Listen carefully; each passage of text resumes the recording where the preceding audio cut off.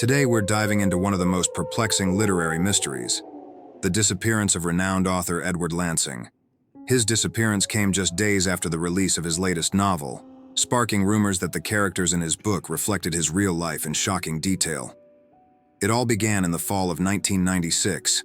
Edward Lansing had just published his much-anticipated novel, The Shadow's Echo, a psychological thriller about a man being hunted by figures from his past. The book was an instant hit, but just as the public was starting to rave about it, Edward vanished without a trace. He was last seen at his countryside home, where he often retreated to write. According to neighbors, there had been nothing unusual leading up to his disappearance. Edward had always been a private man, but his sudden vanishing act left those closest to him in shock. What baffled investigators the most was that there were no signs of a struggle, no forced entry, no note, just an empty house. However, those who had read The Shadow's Echo began drawing eerie parallels between the novel and his real life. In the book, the main character, a reclusive writer, begins to notice strange occurrences around his home, unexplained noises, shadowy figures outside his window, and ultimately, his own disappearance. Was Edward trying to send a message through his work? Was the story a reflection of his life, or was it merely fiction? Theories started circulating. Some believed Edward had staged his own disappearance, using his novel as a cryptic guide for those trying to find him.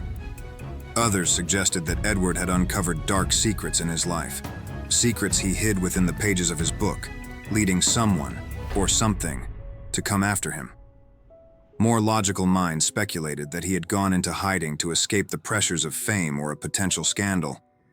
Investigators searched his home thoroughly but found no clues, apart from an unfinished manuscript on his desk. The manuscript, intriguingly, was a sequel to The Shadow's Echo, detailing the aftermath of the protagonist's disappearance. What was most chilling, however, was the final incomplete sentence Edward had written. And in the silence, the truth was waiting, just beyond reach. Despite numerous leads and ongoing investigations, Edward Lansing was never found.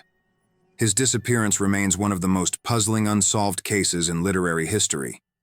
Fans of his work continue to speculate, combing through his books for hidden messages and clues. Some believe he's still alive, living under a new identity, perhaps continuing to write under a pseudonym. Others think that Edward's story had taken a dark turn, and that his disappearance was the final chapter in a life that was far more complex than anyone realized. What do you think?